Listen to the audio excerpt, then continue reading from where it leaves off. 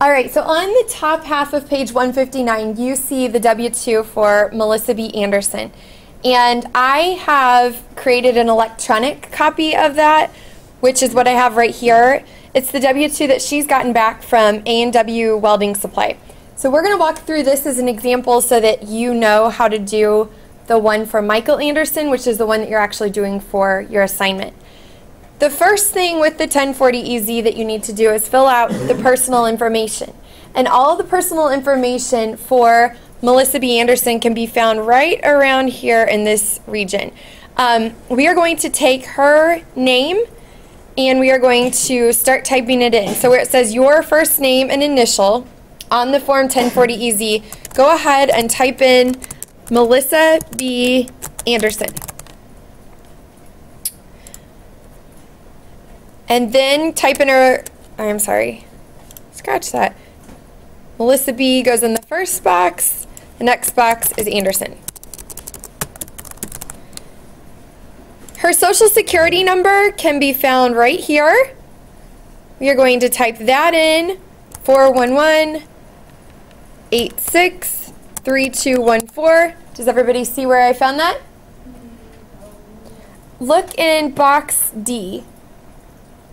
Up on her W-2 on the top half of your paper. Got it? Yeah. Allison, are you good? Okay. Then now we need to type in her address. So for home address, I'm going to be getting it right here where it says 312 East 34th Street.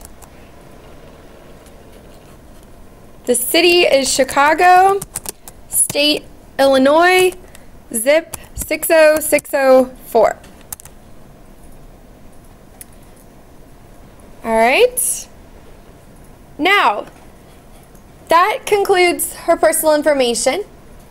And for the income section in box 1, it says wages, salaries, and tips.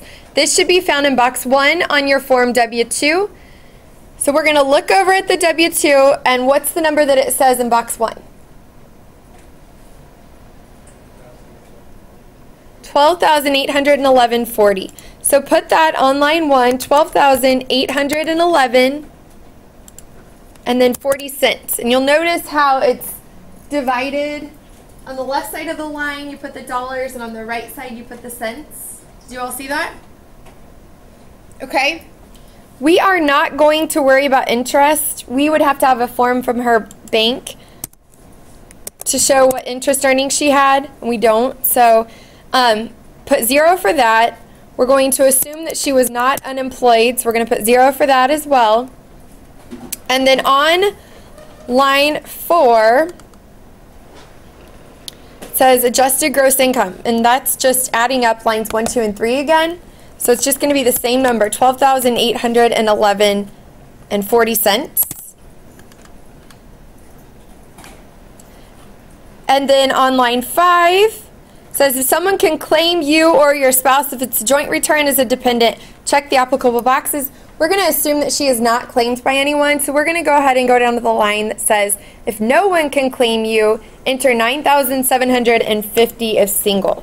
So go ahead and enter that number on line 5, and this is going to reduce her taxable income, so she's not going to have to pay money on quite as much, not going to have to pay tax on quite as much. So then on line 6, so are you guys good so far? On line 6, it says subtract line 5 from line 4. So what do you get whenever we subtract those things? You should get something like 3,061.40. Does that sound right? 3,061.40.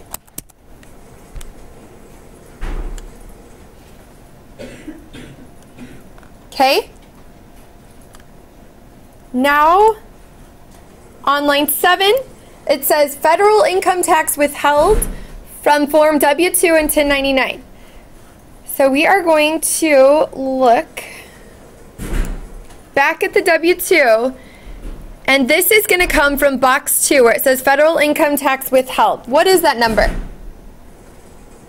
611, okay? So plug that in for line 7. 611 that comes from box number 2 on the W-2. We are not going to have an earned income credit, nor are we going to have the non-taxable combat pay. So for line 9, whenever we're adding those 3 numbers up, it's just going to be the same number, 611 again.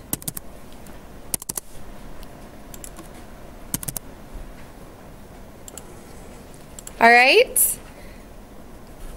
Now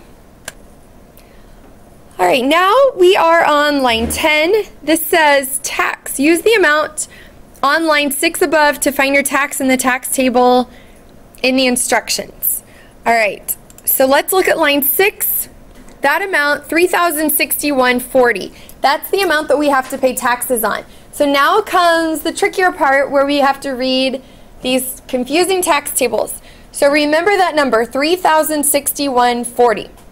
We're going to take that number and we are going to look it up in the other tab that you all have open, which is the 1040 Easy instruction booklet. Did you all get to that? All right, just from doing this lots of times, I know that the information that we need is on page 31. So if you want to just type in 31 and hit enter, it'll jump down to the page that we need. And what was that number again that we need to look up? $3,061.40. Okay, so we're going to look over at the 3,000 section because that's where that number is going to fall. And it's a little bit confusing. We need to look at the range 3,050 to 3,100 because that's where that number would fall. There's a column for single. There's a column for married. Melissa is single, so we are going to use the number that you find in the single column. What is that number? 308. So take that number and type that into line 10. That is what she should have paid this year for taxes.